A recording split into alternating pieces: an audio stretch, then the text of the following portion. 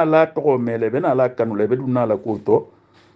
wo manke mawludo in doronti de fala nga non la fagamu ya nyogo manga hakilo sutama kila go bange munna sallallahu alaihi wasallam ita man kila je bari sonto yamma ko kila ko ala kilin namu ifanan ko ala kilin namu ita man kila je sallallahu alaihi wasallam kila ga sigi nyogo bunya kila ga asigi nyogo horoma ni ga kila kanu ifanan ga kila dati ko wota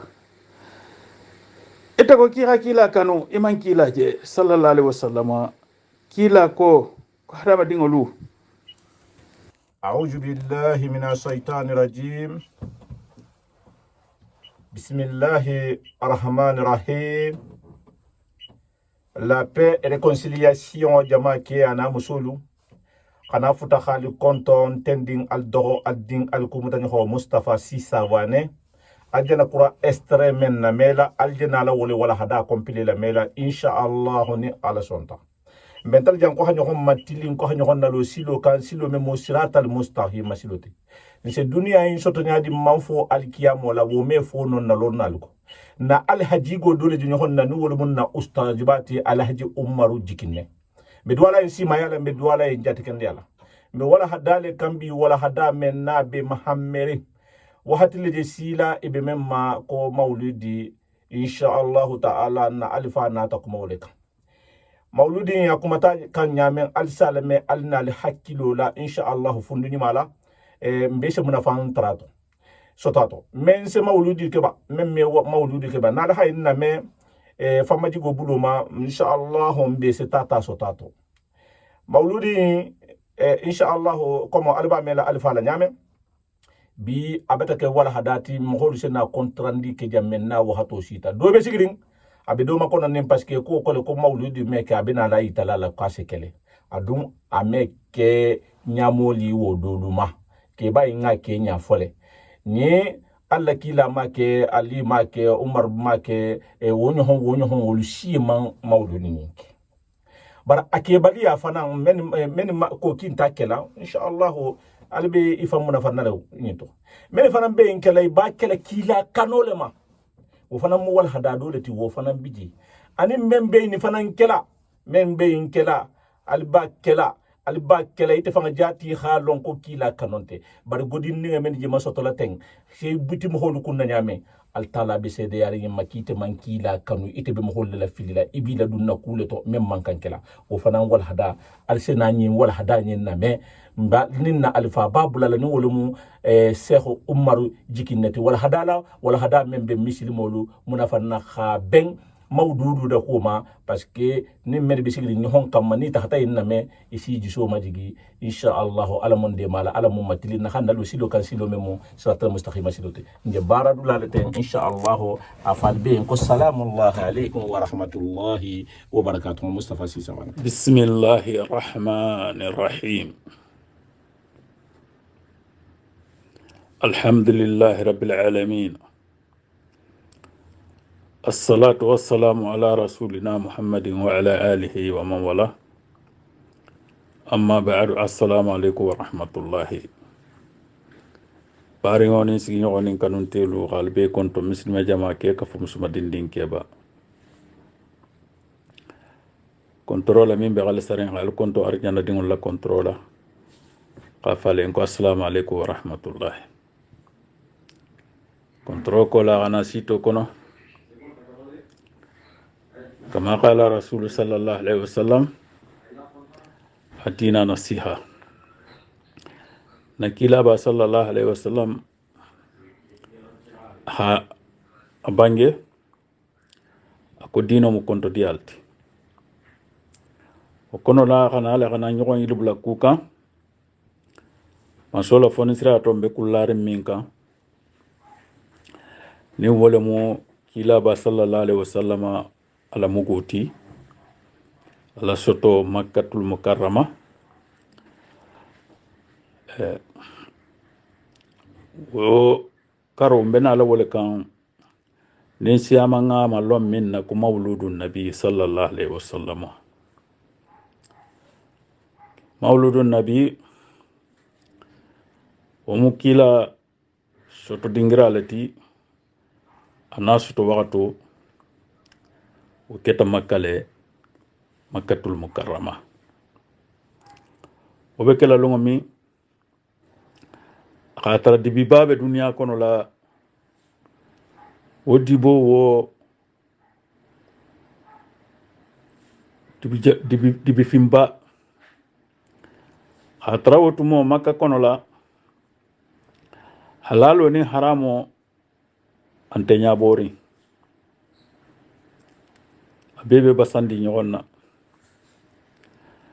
haramo kela wutumo wala ga siya dina halalo kelati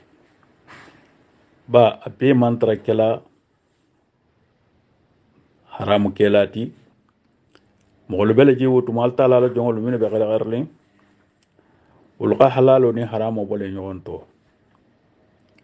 par min simbo trambe buñari wulungu luto ni la baro le simbo be siari o ni la baro mo munti min ngadi min ye wo ke ñogon to ñago ani ñogon boyin kando ani dolo mingo ani jeno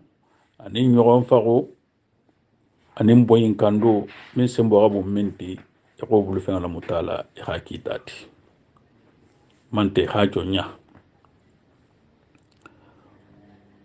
jalan lube batula marigo jalla wa ala ma sabama sakallanke dari la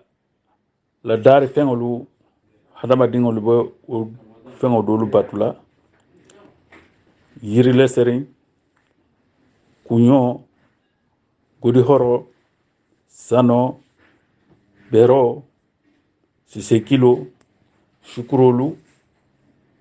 ñim fengo mo me be do batula trambe kering hadama dingolu to surtout maka jamano kan wulungo luto o mudibi fimbaleti yelo be bonna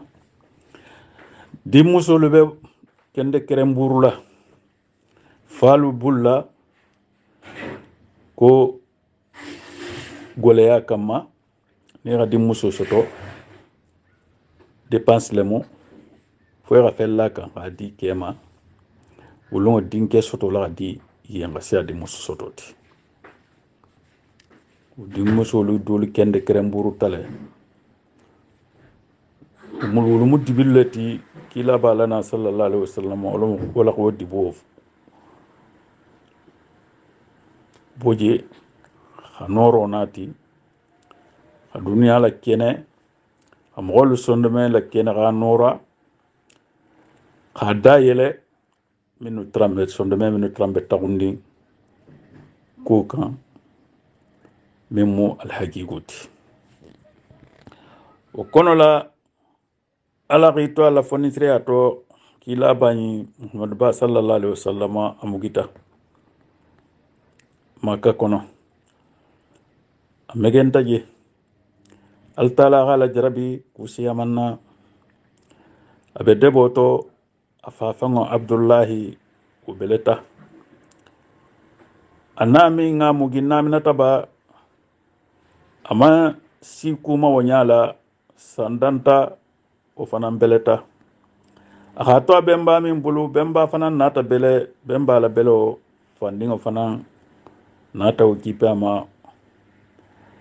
o abi talibi o fana nata bele o kono la algab anami nyogo bla harzigeto ni wala mu na Khadijatul Kubrati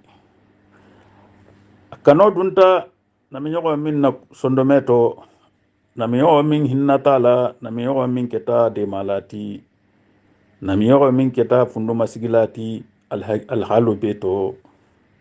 soneatumo goleatumo altala nati wasadun nami nyogo fananto wasangolu wulu goleyata kilama sallallahu alaihi wasallam bari jombala ko kunna altala wala ba fasala sembo mo lati wala ma de malati wala fanan ba gide la o kono la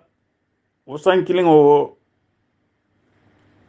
abu talib la belo aninna aminata na Khadijatul Kubra ululati ñogon ko wasan kilen o kila taxata taifo ngal taxata sartiyama a sango gol waxatu gole ata ala na tito ala fonin cira woto a fundo matinkun anatana israr wal mi'raj al isra wal mi'raj ashuta sanama qata baytul maqdisi qabu baytul maqdisi al mi'raj ila santo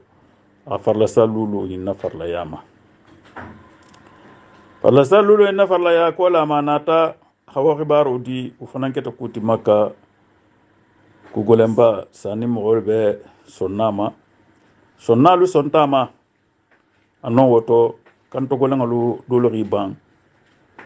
tun lafta jara ala jarabila kuma kan wala ko ka ala saka a jense mogolla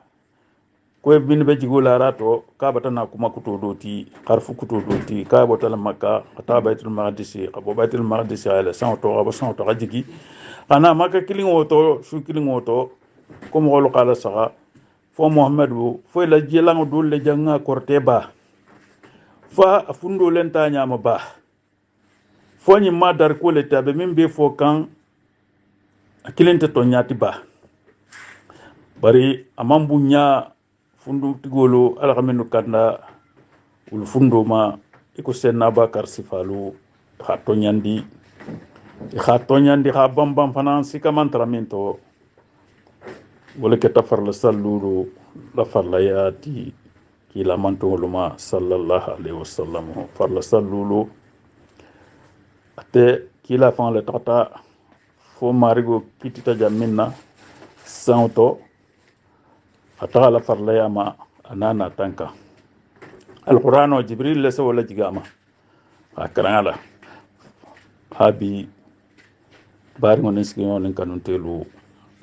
wakila ba sallallahu alaihi wasallama bena lat sila wakati ma amugita karo minna min karo in kono hadama dingol be talari grupu flati grupu flo ni jon jonte molu sotota kila mantongol kono min no kila kanu ko be kila la soto sewo kila sima den senin solu faga sa alquran olu karan sa domoro lu ke ulu bata wala lo dolu sotota kanta safarin ko sedna bar karma ke sedna umar ma ke kila fanga ma ke sallallahu alaihi wasallam sedna ali ma ke sedna usman ma ke ولو وبسبتين والبولا وما الحقيقة التي نتنا على مقجلة من سيريانو كسينا بكرة أكيل على مولود كلا تمرينه على مغو فتو كلا سينا عمر فنم مغميا فوكاها أورغانيزيله سينا علي مغميا فوكاها أورغانيزيله sena Omar fana hakaja mugomea foko fana nga organiser le modun sana kila kanu nyawo nyente na la kila kanu la sa nyuti okono la mbare ngo siginyo nin kanu telo nse min falu mu mebe le kafringa ye min ko kila la mawlulu la mugu ake ka sekele anem min ko ka meke kana bula nyogonna na takana wo dafa kini ngole fo mume be la kafringo ye menu ga ake kanu ane menu ma ke kanu hawole nya sifalu nye nga faga mu ya sotama ala ko minu bena ala kela ni ga ke barajo membi ye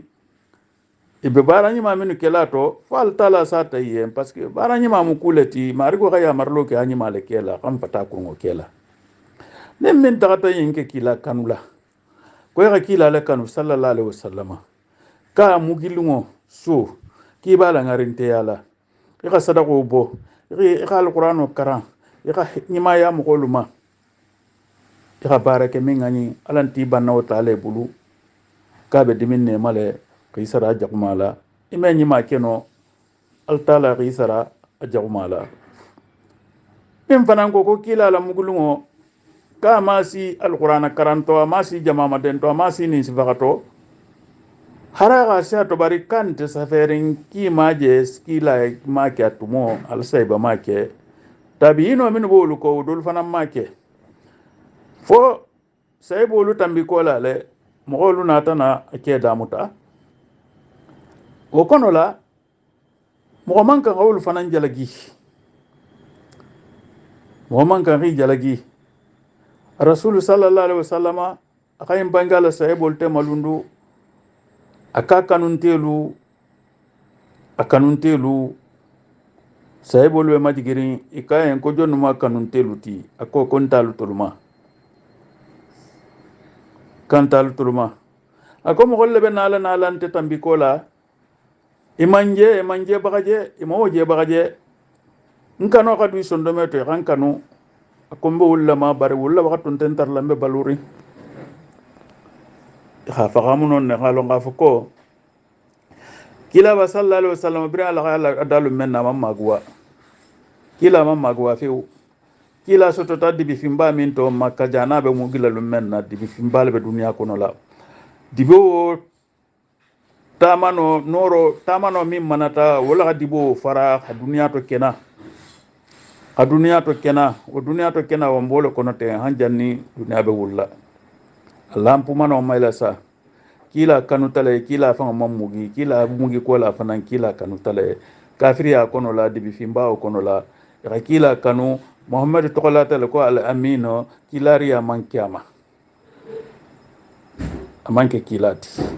o keta jonya makka al amin makka mume wulungo abuja halilu beje walid ibn mughira lubeje Arwat bin Mas'ud lubeje Saqifi bi Taif ulubeje ulu bebeje ini la sembu bari amam fo en ko ala amin afata kilon ningole Muhammad ba sallallahu alaihi wasallam ko ala amin ko lannante kila kanu tale malaikul ga kanu alfa ga kanu da alfa ga kanu biraman ke kilati akilari akola silen qarafo minnu na ba bangele yen ko jalambato manyin ko la kilinna mu kila qarafo wala man diya yen qarafo wala man diya kafirul yen wala man diya makangul yen anim farla sallulo naringo am ko farla sallulo lolo anin jakabo nin sungo anin kafiri amin nin de fambato di musolu kende kerem buru khifaka hiboyto ko jahiliya ko wulu kele hajaqulu sto kull sabula o sabula kake hajaqulu sto rasul sallallahu alaihi wasallam akilo nimma abe maka kono la fenta bulu na kadijatul kubra akanu mukolo akila kana fa daji golema sallallahu alaihi wasallam al taala ga kanu du mukol sondometo ala fa ala kanu kola malaikul ga kanu kono la kila wala mugo sabu nimen ko kila kanu o masi keleto ki qabla dola itala kila kanu be barani ma min kelato kila mugo no so wati nyebulu mumbo tinyale bulu akenya la bati nyale bulu ni tagata yenge kila kanole kama alungo ibara tala ya kila daji gol la bara aku kono amanke famma yitati amanke dana tambi kuti amanke kuti dana tambo be minto ba ta rasulullah sallallahu alaihi wasallam afanga banga ko khairul umur awsatha akoko be to tema kanke wal mukallanki yati wala khasen wala khani awsatuha kukundi tema kanke yala kanyi adana tambi mama nyi unna dane tambi mama nyi nyabe mauludo dolu lalabi a Kenya ni gala saka kawa kule mu akenya manyi ngaran farnya fo nyogonye wodolu be mawludu ko wolu kunne ba girimbala e bena la kululu ti kitabolu kono e ba tegele ba bulala e be bulala mogolu la minun ta kela wodolu la kila kano bi dato lanti sondometo man kila kano kila man bula mogola kila man mogo beru kila man mogo kele o fi khala mawludu ke o kono la lun tulu damma zena kila kano nya wonya me kano ga shala sai baba yinuti par kila galun tulu kanu le alun tulu bi mogolu biri ntulu fanga man soto alun tulu membe kila la mawludu ke kambi khayna itala sai boliye kala kanuntelu aterolu akanulalu wolu menu joti ako kontolu kama fo kala sai bolu wolu kha jele ani barata komin ma je bena la to mele bena la kanula be dunna la koto wo manke mawludo in doronti de fala nga non la fagamu ya nyogo manga hakilo sutama kila go bange munna sallallahu alaihi wasallam ita man kila je bari sonto yamma ko kila ko ala kilin namu ifanan ko ala kilin namu ita man kila je sallallahu alaihi wasallam kila ga sigi nyogo bunya kila ga asigi nyogo horoma ni ga kila kanu ifanan ga kila da jigo wota ita ko kila kanu iman kila je sallallahu alaihi wasallam kila ko harama dingolu muslimo yelo be kharamuri nyogon malen na fulo be kharamuri nyogon malen na nyogon toro man daga nyogon tema man kan nyogon na sagala sagar la min sen toro risigi nyogo bunya harake ta kafiru leti ikhaya bunya hari na man dina kilinto ila dimba lu ila kanta matilin rilo silukan yamarula ala yamar minna kila yamar minna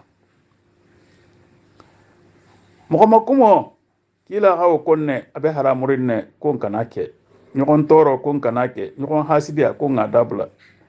ni taman kila je na tanyin be me kila la koto ko ka sunkaru sun ko ka jakobo ko ka hiji ni ka fero soto ikanyim be me ko kila la kayim be ita kanyim be respecte ka salvato respecte ika jakobo ika sungo ke ika jeno haramu ya ika dole mingo haramu ya ika mo tringo dabula inte mo dabarla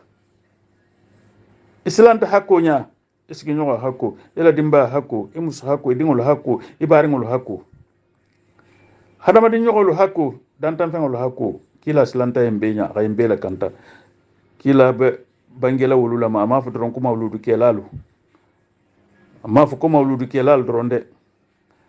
na ko mo gol bena le minu ba kanula ka be wulla ma go fa bangala saibo le mo ko minu ni ga kila to ko me kon tulu bi man kila je maje bagaje ngal qur'ano je ngalon ko ngi jigita kila la manga to nyandi ala la kilimba ya ngoto nyandi ko kila ko nye ko ngani ke ko ngayin tuje ngoto nyandi mbaratala ntolla mu kila kanula alti kila be wujongol le ma mawludu ku woni mawludu konti nyokonna du sajala karamol bena la digla e bena la mawludu ko wulu tala ko kila ko le ka kanulalu lumbena la sila ko minu maje woni mawludu konti ko kilen kunna nime be mawludu kele ka mawludu ke berunti ya to min ta kala mankan riberu ite min ba kela ifana mankan min ta kele ga beru ko parce que ina dentala al se farla salulo sali al se sunkaro su al se jakobo al hajjo ke o kono la atema mawludu ke ki ka kele wala i ka la place do to e bata bagay famma na kilinga itala barani ma woje wala tinyala ha ta junubo ta ha baraju ibaraju tinya ne be kila la mawludu ke la kila kanole kamma ikana bula mogola kana mo be ko min ba kela na anta kela ite hake ite min fanante mawludu kela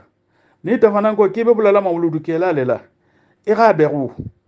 ira kuma lufo min ta saferen kitabu kono min ta hadisati ita dun tan ala hadisu lo bole famma nyin daga tale kila kote ala kote ita tan ala fabrique le famma ita tan ala taala kila la ala taala la dalu ni kila la hadisu nyakoto ki kana kudoti kone minga mauludu ke kone tarata berato kone ga domo ke ki bata haramo domo ni ga subo domo ni ga boisson mi o be sa folen so be mele mo kolula o be mu fagamu baliyale tinna kilingote mimbo fola imam fagamu ibe bagala mogoluma ibe junubu tala mauludu ke lalu ibe junubu tala ku fulo bata kila man kila la mauludu ke ibe junubu sotola mogolula mino kila la mauludu ke ita mauludu ke la ita minga mauludu ke na tarte ga ke kila kanole kamma ikani la baro tinya ibe bulola mogolla mino mauludu ke kwala jagolle mu kila jagolle mu iman kila kanu ibe bagale ma ila barani mai satinya o dolunta mauludo kela wolo kila kanu ka seteti ita min foni mauludo insite sana bula kila la kuku kila la mauludo sallallahu alaihi wasallam ka kanna ka semeni wo semeni mo dol be je minun ta mauludo nyin kela ka jama ma de ngani jolo fa ha cotisation lu ke dana tambolu kato wulu tene wo tene sisun be sunna mun be sunna kila la kanu kamma parce que kila ga inna lo sallallahu alaihi wasallam tenengo ase sunne tenengo bunya kamala mugo lungo bengo tenengo te kila ga tenengo sun akara kam sun mogola bara ni ma se la atam salungo kila hayim bange ni la baro be korosi la lungo minna ka ga trebe sundi da mansuye kar sala baro lu felenta ene ke semene kono kurmo na nyima bar bi fanga binte abe minto bite abe sundinne wo mal tala la fonisre abalati de manso mi ma fonisre bar wo halon kita la baro wele la lummen na ta korosi semene kono ibe sundunne wolungo alaye mbakila tenango su ahar kan susu authentique lati ifananse kila no la nigi itabe do nani la ten kanta ma wuludu kila wase tenango so asar kan susu kila kano kama kila la sunno la lo kama iteme oke iteme fuilo fone ma wuludu nyin sita sannin san ika girimbo ke a girimbo ke lo fana sana ba sila fana ni alami dema ibe fui ke lato abe kurungo parce que ni bulata mo lato ikada na tambo kato ima ke dron ko ngakila le kanu ite trata ke ko fama ito le kamma ko ga fon tulla ni so yin konti faga ntulla ga girimbo yin konti ke ntulla ga sobi yin nabo ntulla la maren no ga yin kete ntulla paranga yin kete kila mantonya mamparen ku ni maren ku lato ngana fanya fo nyogonye mawludu ko nyim fanga langa girimbo yin damta tuma jama na damta tuma jama tun sikele nu mogol bele je minu sake para tun sike adabo min kono ani adabo mi abe kala kono bi difference bi tema fo ngole lo nyogonye u kono la baba to stuya hanala kan kan bon famma han nyogon hakili bula akela na ke balolu alanga nyogon tuje alanga nyogon tuje ngana bula nyogon na nyemu mogolati min me kila la mauludu ke nte to ba kila ko ngam fam fi sayati ngala place do la place nte minti mais c'est tenanga sun ashara mi sun kila la sunnolu aholu long ha tamanya long ko no ite min be mauludu kila imi tamanya long kila la sunno na la mustahabuni kila farlo min kila gal iya marala into kila ite be ko sumbandi mauludu eno dron ko neta kamera ko mauludu yinke dron ko mutinoti kila kanoti no odromange kila kanoti kila kano muminti kila daji golu karaji golu ko lulalo kila tambirin ko le to bata amme famante kama busamanta rigosi iman jonya iman kila je ma je bagaje isontama kila bo mo lama kanu lalle joti khame ko kila ko tenne khabunya khame ko kila khayne ke khoke khame ko kila khayne tuje ifana ngotuje kila barata tenne ifana barata wala mo kila kan lalti ala mun tar law jama'ul kono mawludu ko ni sayin kula muinti alan kana bla nyokon nato kila kanu lalu alanga kila kanu kila nin kanu ka kanne kila la mawludu ka kanna ka semene wo semeni ni tigila fita kala semene wo semeni alungondi fanga akan kake lumunde akan kake salatu isana kala kila malungo be kila la saral kanulu kila la baranyalu akardigolu ala sunnolu ala mustahabolu ana ya maro ki ala la farlo minna iko respecte tabata ki kila kanulati anin mo min be mawludu kila khanin su wuli kilim faga anin so kema faga godo sotonya amanke halalati khala basukan khala fartokan ko kar sabata ku bake ku mambu alaya ala nya silan doron na gabon alaya inna akramakum indallahi atqakum ala tala ko ka ala nya silan na le bunya shalu peti ko kono la ala ngakila no la ngi kila silan ta ala nya silan ta sigi no hakonya kila silan ta nya al tala minna haramu ka woke kila silan ta nya ko minna mage ya suto ka hakiti rasulu man kuma ni bi anyala habi baringol ala saka nafsa ga alu sagur alan kana nyogon na barani malutiya nyogon sabola ikana bula dola farla salulo alan be basalla be fatiha karanna be sorok lalaka mberu konna mbe sujila takbiratu ihramo be kala sanim be dunna salu kono niyatu be kala salje be mutala alan be qulu wa karanna mbe fatiha karanna farla salu kono mbe soro lu karanna farla salu kono mbe nafiru lu kala arkam fla farla salu ko la mbe nafiru lu kala min nota kemela min nota wuli kilin ne hake alam be bo kala mbe sunna mbe salla al kaba kilin alam be taxala wala jura la tawafla alam be kijila bera kilin lo toni wala mu arafati muzdalfa nganon ken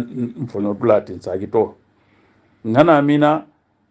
khatili danta khasiji soko khayla khata arafa lo khabo arafa kana fonyo muzdalfa khabo muzdalfa adum mina khata sentano bu khata maka khata tawafu ke do be kala kenya kilin nama hejudula ko tanta mo buluni maka kilin o innente makka min to bera jama arafa alhaj yom arafa be bo londi ko jakobo ka fasungo ke ka farla sallu lalo kila ha kenya min sallallahu alaihi wasallama alam bo ke ka mun nasila alam be bulala nyogonna sunno ni mustahabulu to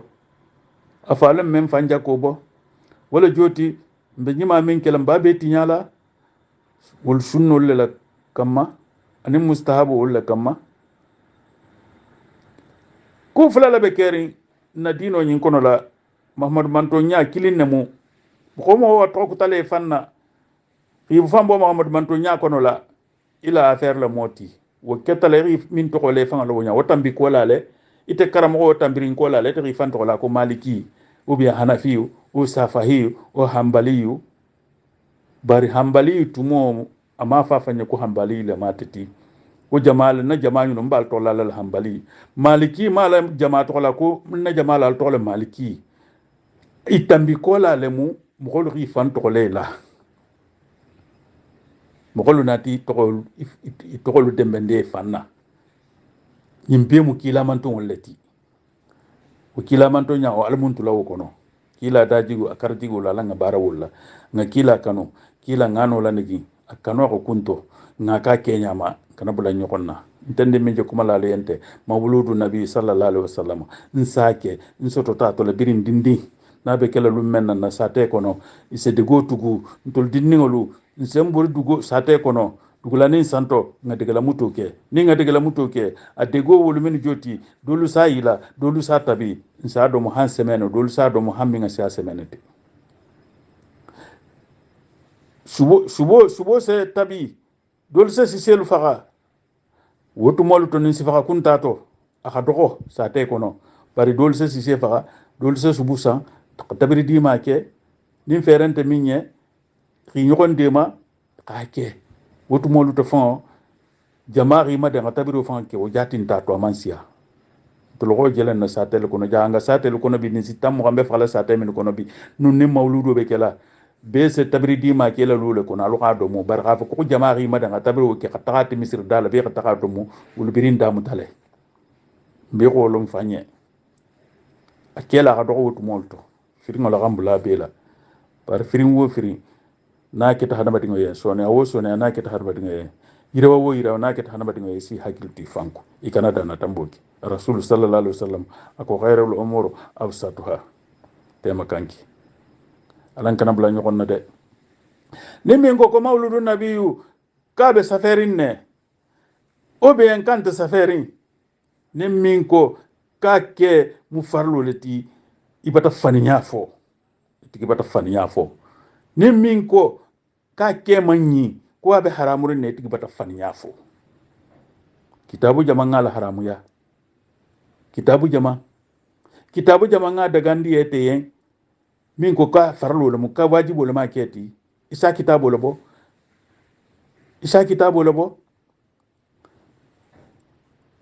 itla karamo jama ngi karala ibubula la min ko kila sallallahu alaihi wasallam ma ke sayyidina bakar ma ke sayyidina umar ma ke sayyidina ali ma ke sayyidina usman ma ke Allah ne monik so bibe ma kitabu fanam ima safe kitabu fanam kono ka kala ke kila fanam ma fo mo ngi rake kana fu dembendia dato dia wu dato dia kana mbulaina nugula meya kana mbulaina nga faniya fo ku wajibo lu ka ke be farla yaridne nimmi nga ke rike ku ke nimmi ma ke fanan jala gintima kila kano mu minuti fonga wululelo ira kila kan imaje bagaje adaji gola karaji gola khayamaro ke minna farlo ni sunnolu anala mustahabu li gulalo wala mo kila kanoti ni sette na ngosun ni gatte na ngosun ikhara am sulaka ani ayyamul bid karotil tanin flos sanen sabotil tanin nanolu na kidinga lu seno kayna falunye ntende mi je kumala le mawludu nsake na kela albe jawo jambila gruputo bare min fananta ke lanti jalgila de harin dingole ou bien musule ou bien mbari ne mo ni te ko kitenta kela akel wonin ta min keno kunyi mato ninga kino le tabin seno isola ninga ni isola francis so asubola barinti konna nti kelela nti makuma la fana parce que munna nte kana nan tabaru tinyete la ko sabola ita nte min fana ta kela wanya nin kon ta kela ita min ba kela ni ka tabiru ke ni ka dim mansa do mo ni ka subo fransa fo enta dimma memma ke ngayin ne long yinna mu ketati alanga hakiltu nyokonko kila sallallahu alaihi wasallam man sangara amam bula mogola ne be kabando bula na kilin walu hada madingol masusa alanga nyokon masusa nga kuma ni ma fo nyokon nye kila ba sallallahu alaihi wasallam aketa no goyleti amam bula mogola ni ko kila kanu kila karati guluta kana bula mogola na kilimo dalilin tite bulu ni be mogolu do yala kumbe ne ke kam fo mogolu fana mbi ke dalilin tite bulu kibe kawandi bolela mogolu songolu minu bila ki na wulu vanyare kenakan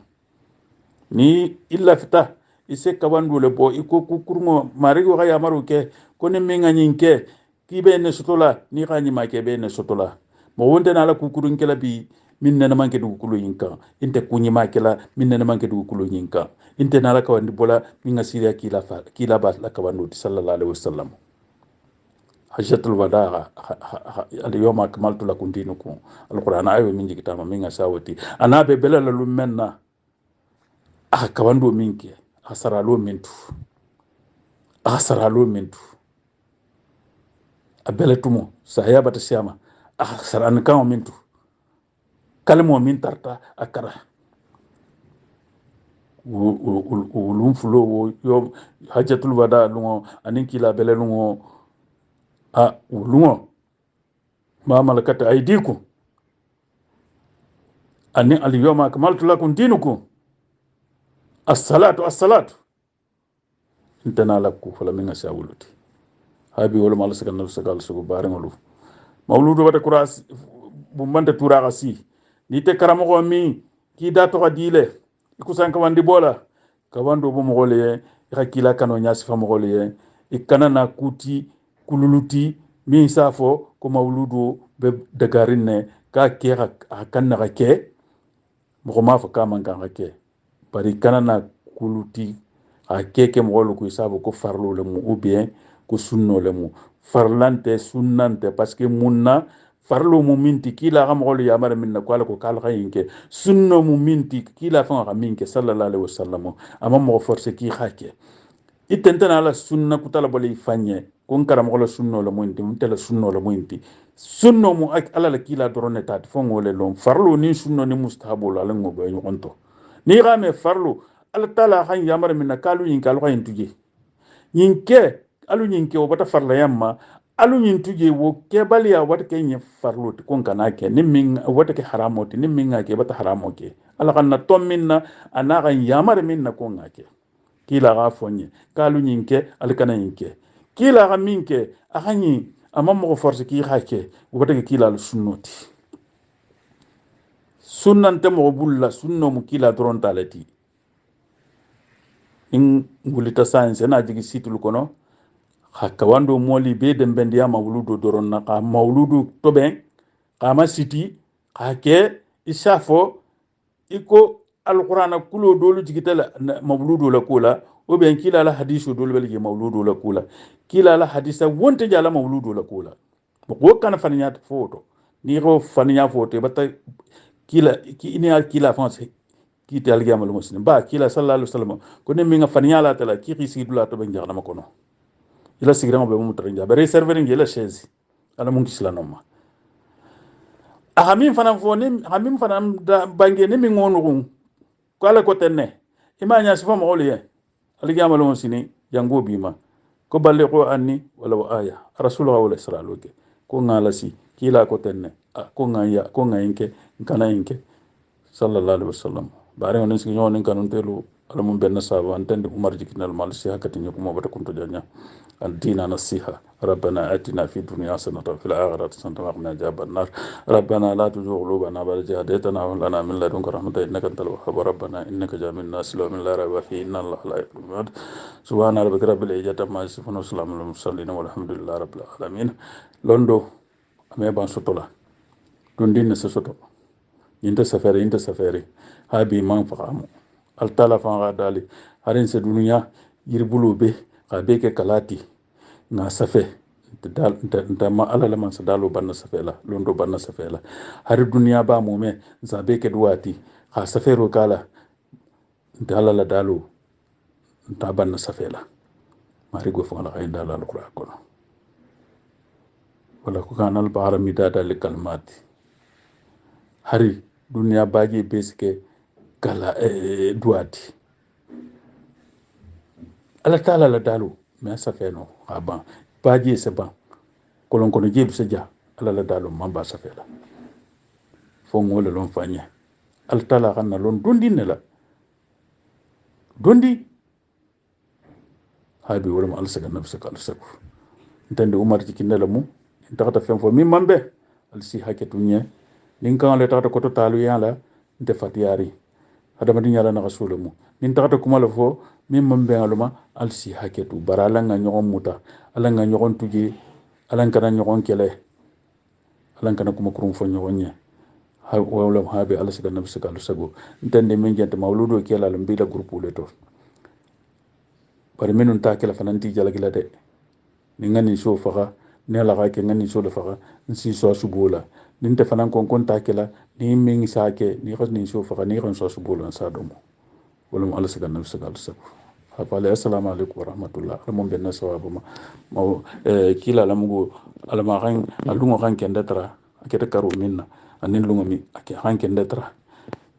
sima ya kono kenda ya kono hakika dimma hapale assalamu alaikum warahmatullah habin tandina mu umar jikinna